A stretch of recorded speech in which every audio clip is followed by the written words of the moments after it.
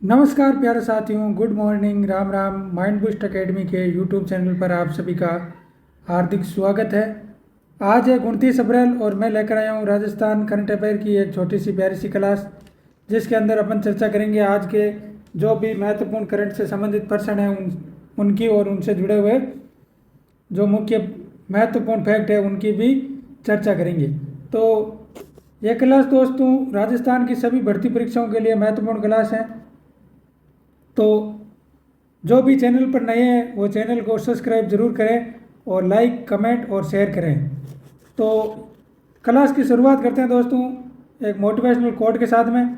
और आज का मोटिवेशनल कोट है वो है, असफल होना बुरा है लेकिन प्रयास ही न करना महा बुरा है।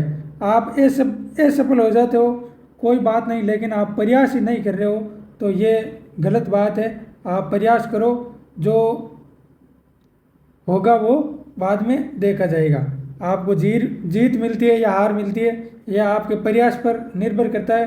तो आप जमकर के मेहनत करो और निरंतर प्रयास करो, आपको सफलता या आपको जीत एक दिन जरूर हासिल होगी। तो बिना देरी के क्लास की शुरुआत करते हैं। आज की क्लास की प्रमुख सुर्खियाँ क्या क्या अपन इस क्लास में पढ़ने वाले हैं। तो बात कर रहा हूँ मैं राजस्थान सरकार द्वारा प्रस्तावित पर्यटन गलियारा। ये गलियारा कहाँ पर प्रस्तावित किया गया, किस किस को ये जोड़ेगा, तो उसके बारे में भी अपन विस्तार से चर्चा करने वाले हैं। अगला है 17वीं सदी के दुर्लभ खगोलीय यंत्र एस्ट्रोलैब की नीलामी। ये नीलामी कहाँ की जा रही है, ये यंत्र किस काम के लिए प्रयुक्त किया जाता था और राजस्थान में इसका संबंध किस रियासत से है, तो उसकी भी पूरी चर्चा आगे अपन इस क्लास में करने वाले हैं। अगला है राजस्थान विश्वविद्यालय के दीक्षांत समारोह का आयोजन। ये कौन सा दीक्षांत समारोह था। और अगला है कृषि एवं ग्रामीण विकास हेतु ग्राम रथ अभियान। ये अभियान कब चलाया गया, कितने दिनों तक ये अभियान चलेगा, तो इसकी भी पूरी चर्चा करेंगे अपन। अगला है 43वीं सारस गणना पर्यावरण संरक्षण की ओर एक कदम। तो ये 43वीं सारस गणना है, कौन से अभ्यारण्य में ये गणना की गई और इसका संबंध किससे है, तो वो भी अपन आगे देखने वाले हैं। अब बात करते हैं यस्टरडे रिवीजन की। जो कल की क्लास थी उसमें हमने क्या क्या पढ़ा वो एक बार रिवाइज कर लेते हैं, उसके बाद में आज के जो महत्वपूर्ण करंट के पर्सन हैं उनकी चर्चा करेंगे। तो पहला क्वेश्चन है रिवीजन के अंदर, वो है मुख्यमंत्री उत्कृष्ट पुरस्कार प्राप्तकर्ता अधिकारियों को उनकी श्रेणी के साथ सम्मिलित कीजिए। तो ये सम्मिलित करने वाला पर्सन था। इसका उत्तर है सुशासन श्रेणी में जो पुरस्कार दिया गया मुख्यमंत्री उत्कृष्ट पुरस्कार वो आरती डोगरा और श्री सिद्धार्थ महाजन को दिया गया। फ्लैगशिप योजना श्रेणी की बात करें तो डॉक्टर कुशाल यादव, श्री रोहिताश्व सिंह तोमर और श्री राजीव तोमर को फ्लैगशिप में अवार्ड दिया गया। अगला है नवाचार श्रेणी। तो इसके अंदर कृष्ण कुणाल, श्रीमती गायत्री राठौड़, श्री नकाते शिव प्रसाद मदन एवं श्री पी बाला मुरुगन को ये नवाचार श्रेणी के अंदर मुख्यमंत्री उत्कृष्ट पुरस्कार दिया गया। अगला क्वेश्चन है सुहीना सिंधी प्रतिष्ठित राष्ट्रीय सम्मान से किस व्यक्ति को सम्मानित किया गया। तो किशन रत्नानी है, उनको यह सम्मान दिया गया था। अगला है राजस्थान में कराकल संरक्षण परियोजना का शुभारंभ किस वन्य जीव संरक्षित क्षेत्र से किया गया। तो रणथंभौर टाइगर रिजर्व के अंदर कराकल का जो संरक्षण परियोजना है उसका शुभारंभ किया गया था। अगला है राजस्थान राज्य कर्मचारियों और पेंशनर्स के लिए महंगाई भत्ते में कितने प्रतिशत की वृद्धि की गई। तो 2% की वृद्धि की गई। इनका जो महंगाई भत्ता पहले 58% था जो बढ़ करके 60% हो गया। तो ये बात आपको ध्यान रखनी है। अगला है राजस्थान का पहला स्नैक पार्क किस शहर में बनाया गया। तो कोटा के अंदर है वो स्नैक पार्क बनाया गया था। अब बात करते हैं आज की जो मुख्य करंट अफेयर की क्लास की, उसके अंदर कौन कौन से पर्सन हैं। तो अपन पहले क्वेश्चन की शुरुआत करते हैं, वो है राजस्थान सरकार द्वारा प्रस्तावित पर्यटन गलियारा किन 3 संभागों को जोड़ेगा। तो राजस्थान सरकार द्वारा जो एक पर्यटन गलियारा विकसित किया जा रहा है वो किन किन संभागों को जोड़ेगा। तो पहला ऑप्शन है जयपुर जोधपुर उदयपुर, दूसरा भरतपुर कोटा उदयपुर, तीसरा अजमेर बीकानेर जोधपुर और चौथा है भरतपुर जयपुर कोटा। तो इसका उत्तर हो जाएगा दोस्तों भरतपुर कोटा और उदयपुर। तो ये गलियारा है पर्यटन, ये किस किस को जोड़ेगा। तो भरतपुर कोटा और उदयपुर को। तो ये गलियारा क्या है, इसकी पूरी चर्चा करते हैं। तो बात करते हैं पर्यटन गलियारा की। अब ये जो गलियारा दोस्तों, ये पर्यटन गलियारा राजस्थान सरकार द्वारा 3 जो संभाग है, कौन कौन से, तो बात करता हूँ मैं भरतपुर संभाग की, दूसरा संभाग है कोटा और तीसरा संभाग है उदयपुर। इन तीनों संभागों को आपस में जोड़ने के लिए एक विशेष पर्यटन गलियारा उसका निर्माण किया जा रहा है।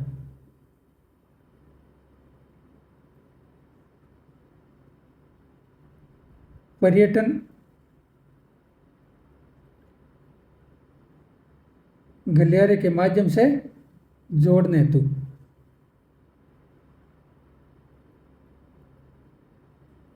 इसका निर्माण किसके लिए किया जा रहा है, तो इन तीनों संभागों को पर्यटन गलियारे के माध्यम से जोड़ने के लिए। अब बात करें इसका मुख्य उद्देश्य क्या है, तो इसका दोस्तों मुख्य उद्देश्य है धार्मिक, आध्यात्मिक और जो प्राकृतिक स्थल है उनका अनुभव एक ही ट्रिप के अंदर जो पर्यटकों को देना। तो उद्देश्य क्या है, तो उद्देश्य है पर्यटकों को एक ट्रिप के अंदर किस किस का आनंद देना। तो पहले बात करूं मैं तो वो है धार्मिक, दूसरा आध्यात्मिक और तीसरा प्राकृतिक स्थल। अब बात करते हैं इस जो विजन है उसको साकार करने के लिए कौन कौन से एक्सप्रेसवे और ग्रीनफील्ड जो एयरपोर्ट है उसका उपयोग किया जा रहा है। तो इसके जो ये मिशन है उसको साकार करने के लिए किस किस पर्यटन को, तो दिल्ली जो मुंबई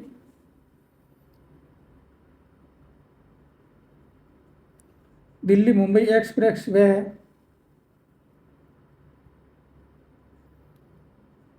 प्लस ग्रीनफील्ड जो एयरपोर्ट, प्लस और क्या, और कोटा एक्सप्रेस, कोटा सड़क मार्ग है, सॉरी कोटा जो सड़क मार्ग है उसको, इन तीनों को कनेक्टिविटी प्रदान करके ये योजना प्रस्तावित की गई। अब अगली बात करें तो इसके अंदर कौन कौन से जो स्थल है, पर्यटन स्थल वो शामिल होने वाले हैं। तो सबसे पहले कोटा की बात करेंगे। कोटा का कौन सा स्थल है जो इसमें शामिल होने वाला है, तो कोटा की बात करें दोस्तों तो कोटा के अंदर जो पर्यटन स्थल है वो कौन कौन से शामिल की बात करें तो 1 नंबर पर बात करेंगे कोटा की। किसकी, कोटा की। तो कोटा के कौन कौन से स्थल, तो कोटा के अंदर है Chambal river front,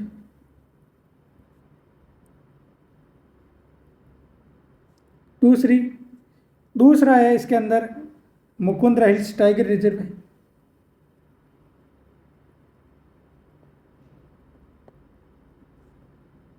tiger reserve. और क्या है इसके अंदर, तो और इसके अंदर जल दुर्ग,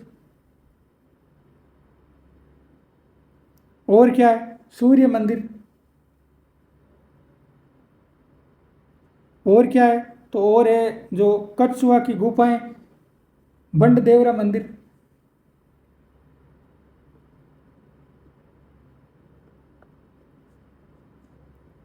और शेरगढ़ का किला, शेरगढ़ किला, ये जोड़े जाएंगे। अब बात करें भरतपुर संभाग की, 2 नंबर पे बात करेंगे भरतपुर संभाग की। ये संभाग है दोस्तों। भरतपुर संभाग की बात करें तो भरतपुर के कौन कौन से स्थल, तो केवला देव जो घना पक्षी विहार राष्ट्रीय उद्यान है वो,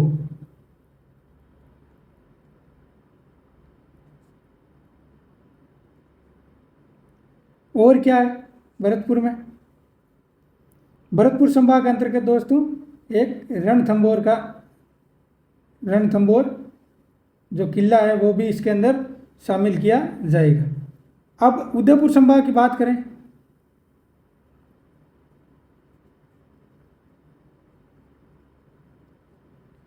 तो उदयपुर संभाग के अंदर दोस्तों सिटी पैलेस, पिछोला झील, सिटी पैलेस और क्या तो फतेह सागर झील, फतेह सागर झील, यह इस उदयपुर संभाग के अंतर्गत इसके अंदर ये जो पर्यटन गलियारा है उसके अंदर शामिल किए जाएंगे। अब इसके लिए जो बैठक हुई थी दोस्तों, उस बैठक की किस किस के बीच में हुई थी इसको लेकर के, तो अपने सीएम है भजनलाल जी शर्मा और लोकसभा अध्यक्ष ओम बिड़ला, उनके बीच में इस पर्यटन गलियारे को लेकर के बैठक हुई है। तो बैठक भी लिख लेते हैं साथ में। इस परियोजना के लिए बैठक की बात करें तो किस किस के मध्य हुई, तो बैठक हुई थी दोस्तों सीएम भजनलाल शर्मा वे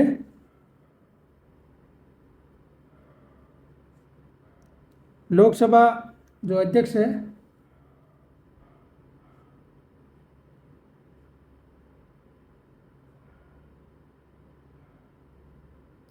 ओम बिड़ला, उनके मध्य।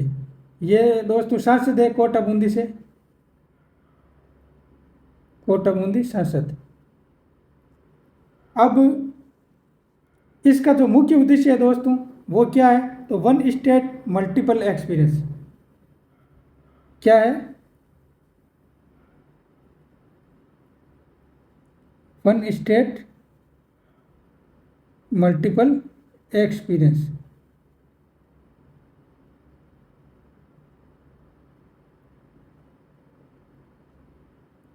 तो यह हो गई थी पर्यटन जो गलियारा विकसित किया जा रहा है 3 संभागों के अंदर, उसकी प्रमुख बातें। ये इसकी प्रमुख बातें हैं जिसकी अपन ने चर्चा कर ली।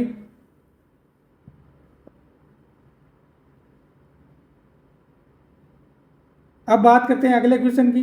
अगला क्वेश्चन है लंदन में नीलाम होने जा रहे 17वीं सदी का दुर्लभ खगोलीय यंत्र एस्ट्रोलैब मूल रूप से किस रियासत के शाही संग्रह से जुड़ा हुआ है। तो जो लंदन के अंदर इस खगोलीय जो यंत्र है एस्ट्रोलैब, इसकी जो इसका संबंध है वो राजस्थान की किस रियासत से, तो पहला जोधपुर, दूसरा बीकानेर, तीसरा जयपुर और चौथा उदयपुर। तो इसका संबंध है दोस्तों वो है जयपुर रियासत से। किससे? जयपुर रियासत से। अब इसकी बात करें प्रमुख, तो यह दोस्तों 17वीं जो सदी है उसके अंदर इसका निर्माण किया गया। लगभग बात करें तो 1612 ईस्वी में। अब अगली बात करें तो ये जयपुर महाराजा थे, उनका नाम था सवाई मान सिंह द्वितीय।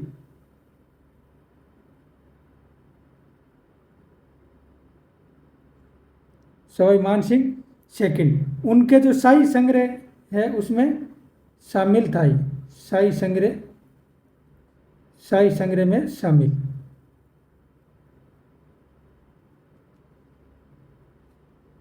इसका मुख्य काम क्या है, तो ये खगोलीय गणना यंत्र है। क्या है? खगोलीय गणना यंत्र। इसका निर्माण कब किया गया था, तो निर्माण किया गया था इसका 1600 लगभग 12 ईस्वी में।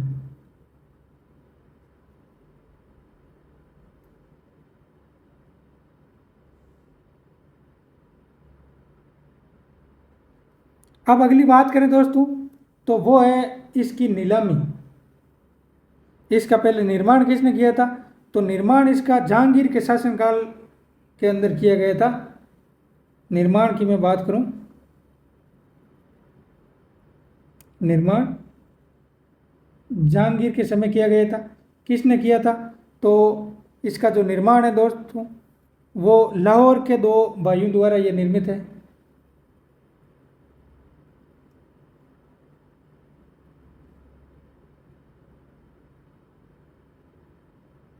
लाहौर के दो भाइयों द्वारा इसका निर्माण किया गया। अब इस खगोलीय गणना यंत्र की बात करें दोस्तों तो ये यंत्र, इसका वजन 8.2 किलोग्राम है, जो किससे बना हुआ है? पीतल से। पीतल से ये निर्मित है। अगली बात करें तो वो है दोस्तों, इसकी नीलामी हो रही है। इसकी क्या हो रही है? नीलामी। नीलामी कहाँ पर हो रही है? लंदन में। कहाँ पर? लंदन में। अब अगली बात करें तो नीलामी कब हो रही है? तो 29 अप्रैल को जो है इसकी नीलामी की जाएगी।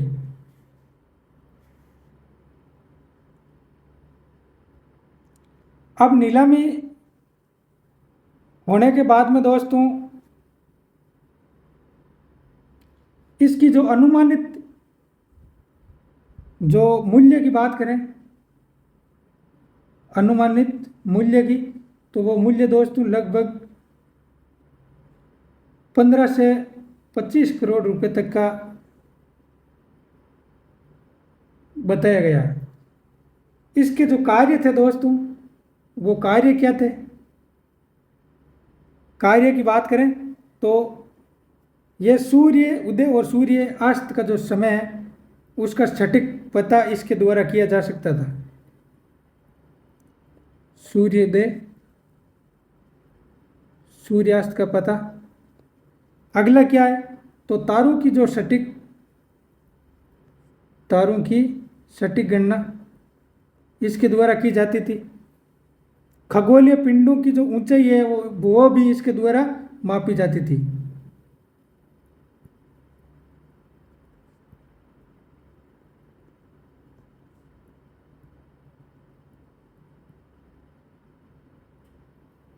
तो कुल मिला के यह 17वीं सदी का जो अपन कह सकते हैं सुपर कंप्यूटर था। क्या था?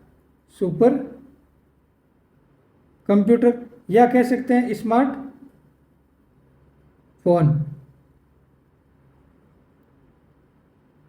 17वीं सदी का सुपर कंप्यूटर या स्मार्टफोन इसको अपन कह सकते हैं। तो इसकी जो नीलामी है वो कहाँ की जा रही है? लंदन के अंदर। इसका संबंध कहाँ है? संबंध है जयपुर रियासत के सवाई मान सिंह जो सेकंड थे उनके समय का है। फिर उसकी बात करें तो ये सवाई मान सिंह के बाद में उनकी जो महारानी थी गायत्री देवी, उसके शाही संग्रह के अंदर ये शामिल था। और अब इसकी नीलामी है वो लंदन के अंदर की जा रही है। ये इसकी प्रमुख बातें जो अपन ने कर ली है। खगोलीय गणना यंत्र है ये। 29 अप्रैल को इसकी नीलामी होगी और लंदन के अंदर होगी।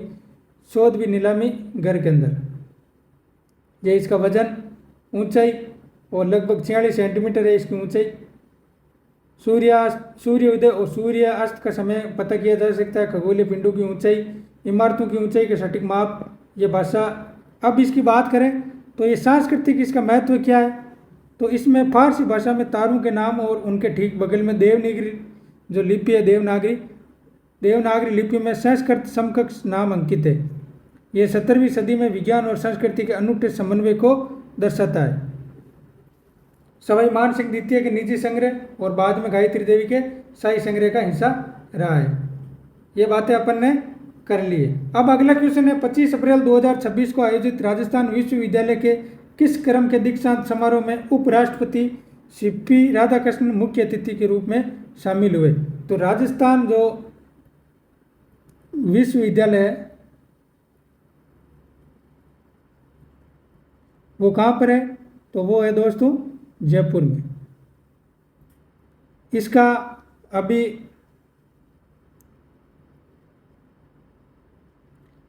दीक्षांत समारोह का आयोजन किया गया।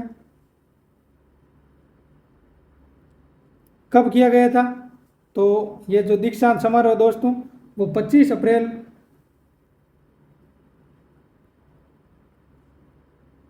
2026 में 25 अप्रैल को इसका दीक्षांत समारोह का आयोजन किया गया।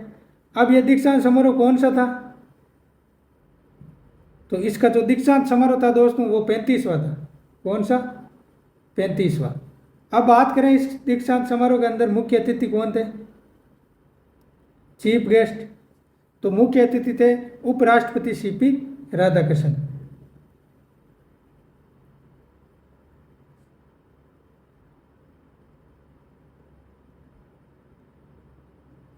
अगली बात करें तो इस जो दीक्षांत समारोह का उसकी अध्यक्षता किसने की? तो अध्यक्षता की थी दोस्तों राज्यपाल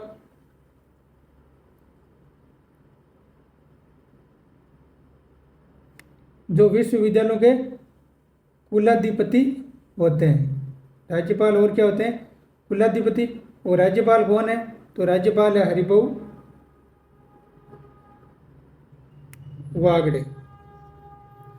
अब अगली बात करें तो इसके अंदर युवाओं को उपराष्ट्रपति जी ने राष्ट्र निर्माता बताया और नारी शक्ति की भी इसके अंदर बात की गई। और दीक्षांत समारोह के अंदर कुल 250 जो गोल्ड मेडल है वो 197 मेडल महिला विद्यार्थियों को और प्राप्त करना नारी शक्ति को बढ़ती जो भागीदारी है वो इन्होंने बताया। अब राजस्थान विश्वविद्यालय की बात करें दोस्तों तो इसकी जो स्थापना है वो स्थापना 1947 के अंदर हुई थी। और इसकी जो ध्येय वाक्य है वो क्या है? तो वो है सर्विस टू सोसाइटी। कहने का मतलब है समाज की सेवा। ध्येय वाक्य के साथ में इसकी जो है स्थापना की गई। तो यह थी इसकी प्रमुख बातें। यह दीक्षांत समारोह 25 अप्रैल को आयोजित किया गया। 35वां दीक्षांत समारोह था और इसके अंदर मुख्य अतिथि कौन थे? चीफ गेस्ट उपराष्ट्रपति सीपी राधाकृष्णन। अध्यक्षता किसने की? तो राज्यपाल जो विश्वविद्यालय के कुलाधिपति होते हैं हरिभाऊ किशनराम वांगड़े द्वारा इसकी अध्यक्षता की गई। तो ये थी इसकी प्रमुख बातें। ये अपने चर्चा कर चुके हैं।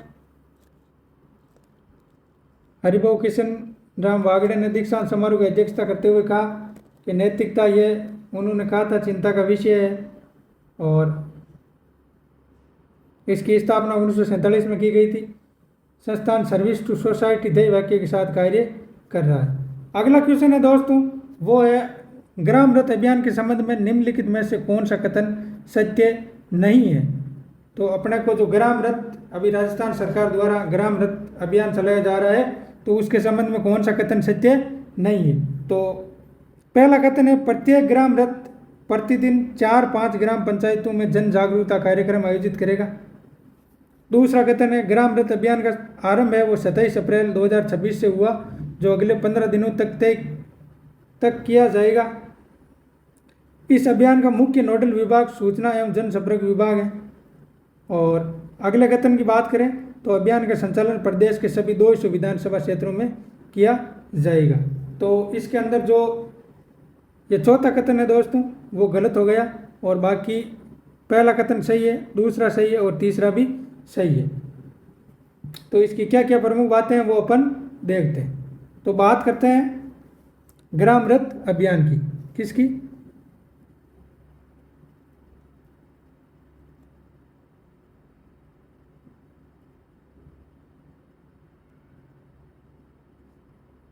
ग्राम रथ अभियान। अब इसकी बात करें दोस्तों तो यह अभियान किस लिए चलाया गया? तो इस अभियान का जो उद्देश्य है वो है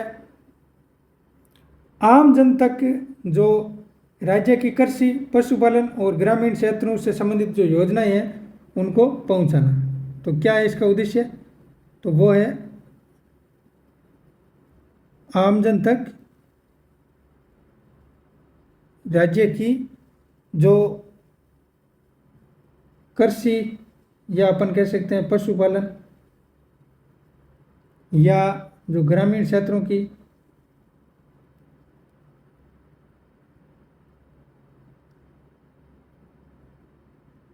योजना को पहुंचाना, यह इसका उद्देश्य हो गया। इसका आरंभ कब किया गया? आरंभ की मैं बात करूं तो इसका आरंभ किया गया था 27 अप्रैल को, 27 अप्रैल 2026 को। अब अगली बात करें, अगली बात है दोस्तों इसकी अवधि। तो ये 27 अप्रैल से अगले 15 दिनों तक संचालित किया जाएगा, 15 दिनों तक, 15 दिनों तक संचालित किया जाएगा। इसके नोडल विभाग की बात करें,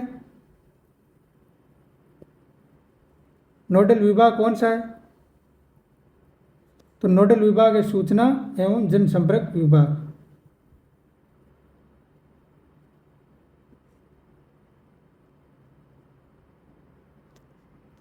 अब बात करें तो जो राज्य सरकार की, ये इसका उद्देश्य है, राज्य सरकार की जो जन कल्याणकारी योजनाएं हैं,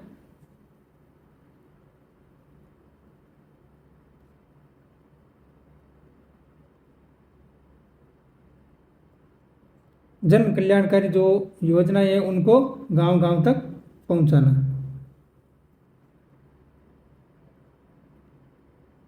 गांव गांव तक पहुंचाना और किसानों को जो है उनको तकनीकी रूप से उन्नत कृषि हेतु प्रेरित करना। अब गांव गांव इसकी जो योजना है वो पहुंचाई जाएगी।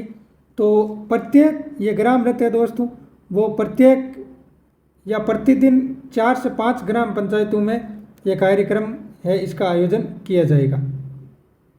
तो प्रतिदिन की बात करें, प्रतिदिन 4 से 5 ग्राम पंचायतों में जाएगा। लोक कलाकार जाएंगे इसके साथ में, जो संध्या चौपाल कार्यक्रम का आयोजन भी इसमें किया जाएगा। दूसरी बात करें, संध्या चौपाल कार्यक्रम, उनका भी आयोजन इसमें होगा। और क्या होगा? तो और इसके अंदर जो योजनाएं हैं उनके जो प्रभावी क्रियान्वयन के हेतु जो ग्रामीण है उनके सुझाव या सुझाव पेटिका की व्यवस्था भी इसमें की जाएगी। क्या की जाएगी? सुझाव पेटिका के सरकार को और क्या करना चाहिए। अब भजनलाल शर्मा जो सीएम है, उनके जो संदेश है वो इस रथ में एलईडी की जो स्क्रीन है, एलईडी स्क्रीन के माध्यम से उनका जो संदेशों का है वो संवादों का प्रसारण भी एलईडी के माध्यम से किया जाएगा। इसकी जो दायरा है दोस्तों, अब है वो, इस अभियान का जो दायरा है वो कहाँ तक होगा? तो दायरे की बात करें तो 183 जो ग्रामीण बहुल जो विधानसभाएं हैं, विधानसभा क्षेत्रों में ये संचालित किया जाएगा, संचालित किया जाएगा। तो ये हो गई थी इसकी प्रमुख बातें। ये अपना चौथा क्वेश्चन गलत इसलिए हो गया क्योंकि इसके अंदर अभियान का जो संचालन है प्रदेश की सभी 200 विधानसभाओं में न करके कितनी विधानसभाओं में? तो 183 जो ग्रामीण बहुल विधानसभा क्षेत्र है उसके अंदर इसका है ग्राम रथ का अभियान का संचालन किया जाएगा। तो आप इसको इम्पोर्टेंट लगा लेना, ये परीक्षा की दृष्टि से महत्वपूर्ण है क्योंकि इसका संबंध है वो जो ग्राम 2026 उसका आयोजन होने वाला है उससे संबंधित है ये। तो ये इसकी प्रमुख बातें हैं जिसकी चर्चा अपन ने कर ली है। सूचना एवं जनसंपर्क विभाग 27 अप्रैल से 15 दिनों तक इसकी अवधि रहेगी। मॉनिटरिंग है इसकी दोस्तों, वो सफल क्रियान्वयन हेतु 13 विभागों के समन्वय के साथ प्रतिदिन मॉनिटरिंग की जाएगी। अब अगला क्वेश्चन है वो है भरतपुर के केवलादेव घना राष्ट्रीय उद्यान में हाल ही में संपन्न 43वीं सारस गणना का आयोजन कब किया गया? जो 43वीं सारस गणना थी उसका आयोजन कब किया गया? तो उसका आयोजन दोस्तों, पहला ऑप्शन है 19 से 20 अप्रैल, दूसरा 21 से 22 अप्रैल, तीसरा ऑप्शन है 23 से 24 अप्रैल और चौथा ऑप्शन है 25 से 26 अप्रैल। तो इसका जो आयोजन है वो किया गया था दोस्तों 21 से 22 अप्रैल को। अब बात करें तो बात करेंगे सबसे पहले केवलादेव राष्ट्रीय जो उद्यान है उसकी।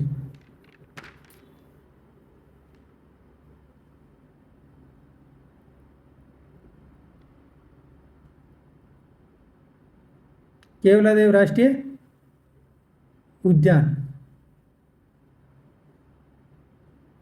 इसकी बात करें दोस्तों तो ये जो राष्ट्रीय उद्यान है इसे अभयारण्य का दर्जा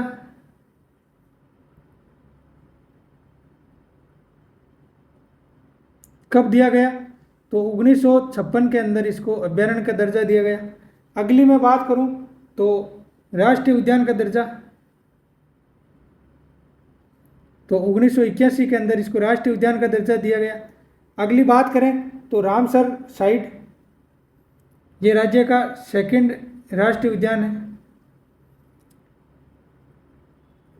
रामसर साइट के अंदर कब शामिल किया गया, तो 1981 के अंदर ये राज्य का रामसर साइट के अंदर सम्मिलित होने वाला पहला स्थान है।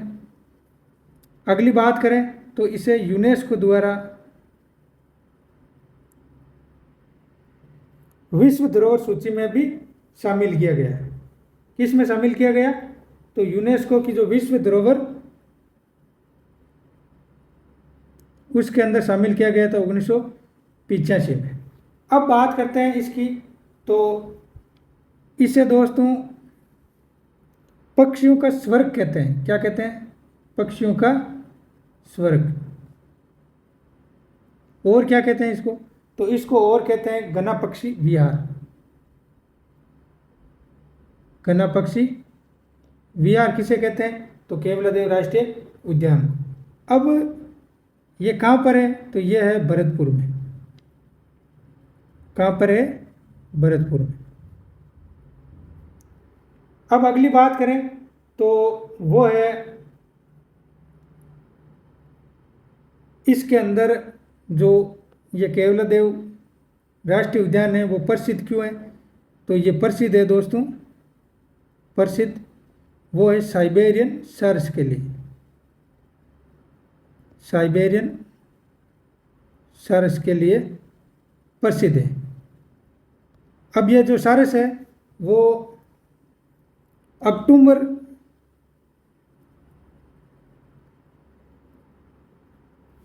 नवंबर में इस राष्ट्रीय उद्यान के अंदर आते हैं और मार्च अप्रैल में वापस चले जाते हैं। ये सारस है जो साइबेरियन सारस, ये विदेशी पक्षी है। क्या है, तो ये है विदेशी पक्षी जो अक्टूबर नवंबर में इस राष्ट्रीय उद्यान के अंदर आते हैं और मार्च अप्रैल के अंदर वापस चले जाते हैं। अब इसकी बात करें तो इन सारसों की जो गणना है वो प्रतिवर्ष या अपन कह सकते हैं क्रम वाइज होती आ रही है, और अभी 21 से 22 अप्रैल को 21 से 22 अप्रैल को इन सारसों की जो है गणना की गई। क्या किया गया, तो इनकी है जो गणना की गई। और वो गणना कौन सी थी, तो वो गणना थी दोस्तों 43वीं सारस गणना। किस राष्ट्रीय उद्यान में की गई, तो केवलादेव राष्ट्रीय उद्यान के अंदर। अब अगली बात करें तो इसके अंदर दोस्तों जो सारस पक्षी है उनकी संख्या का आंकलन, प्रवास या उनके ठहराव की जानकारी वो प्राप्त की जाएगी। और दूसरी बात करें तो इस कार्यक्रम के अंदर जो उपस्थित है वो राज्य मंत्री गोपालन, पशुपालन, डेयरी एवं मत्स्य विभाग के जो जवाहर सिंह मैडम थे उनकी सहभागिता थी। अब अगली बात करें तो वो है इस गणना हेतु विशेष जो है टीम गठित की गई, और वो टीम सारस की आबादी में हुए परिवर्तनों, उनकी वृद्धि या कमी, उसकी सेटिंग, जो सटीक डाटा है उसका पूरा जो है एक रिपोर्ट तैयार कर रही है।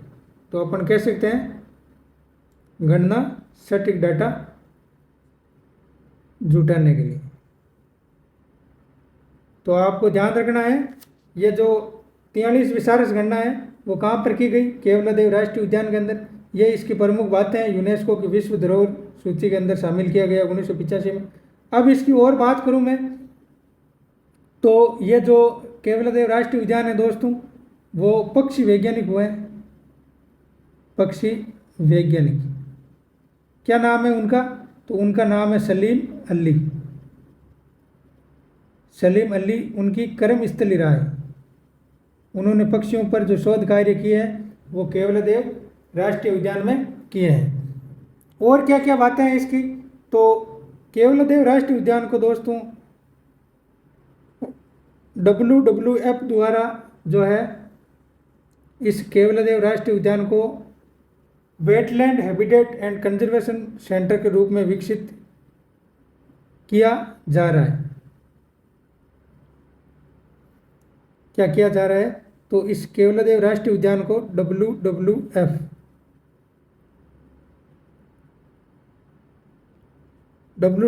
द्वारा, WWF इंडिया द्वारा जो वेटलैंड हैबिटेट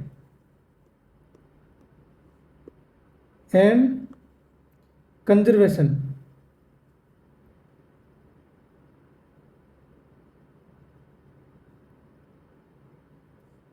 सेंटर के रूप में विकसित किया जा रहा है।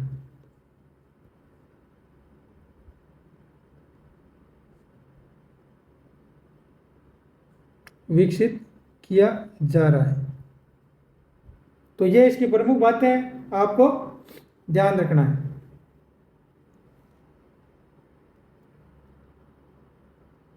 ये इसकी कुछ बातें हैं जिसकी अपन ने चर्चा कर ली। ये भरतपुर में 21-22 अप्रैल को जो है 21-22 अप्रैल को ये 43वीं सारस गणना है वो की गई। यूनेस्को वर्ल्ड हेरिटेज सूची में भी ये शामिल है। अब बात करते हैं आज के जो क्वेश्चन थे वो तो करंट से संबंधित। अब अगला है माइंड बूस्ट डोज जो सीधे सूजस पर आधारित है। उसके अंदर पहला क्वेश्चन है प्रधानमंत्री श्री नरेंद्र मोदी ने पोषण अभियान की शुरुआत राजस्थान के किस जिले से की है? तो झुंझुनू जिले से वो पोषण अभियान की शुरुआत की है। अगला है वैज्ञानिक तथ्यों के अनुसार मानव मस्तिष्क का लगभग कितने प्रतिशत भाग विकास 6 वर्ष की आयु तक पूर्ण हो जाता है? तो 85% का जो है मानव मस्तिष्क का जो विकास है वो 6 वर्ष की आयु तक पूर्ण हो जाता है। अगला है राज्य बजट 26-27 के अनुसार महिला कर्मचारियों का कार्यस्थल पर तनाव मुक्त वातावरण प्रदान करने के लिए किस सुविधा की स्थापना का निर्णय लिया गया? तो मुख्यमंत्री शिशु वात्सल्य सदन। मुख्यमंत्री शिशु वात्सल्य सदन इसका जो है वो निर्णय लिया गया। राजस्थान पुलिस ने 16 अप्रैल 2026 को अपना कौन सा स्थापना दिवस मनाया? तो 77वां स्थापना दिवस। पंचगौरव योजना में एक जिला एक खेल के तहत चूरू जिले का खेल कौन सा है? एथलेटिक्स। तो ये थे सूजस पर आधारित 5 प्रश्न। जो चैनल पर नए हैं वो चैनल को सब्सक्राइब जरूर करें और आप सभी का धन्यवाद। चैनल को सब्सक्राइब जरूर करें, क्लास को ज़्यादा से ज़्यादा शेयर करें, लाइक करें, कमेंट करें और आगे की क्लास के लिए जुड़े रहें माइंड बूस्ट एकेडमी के साथ में। जय हिंद, जय भारत।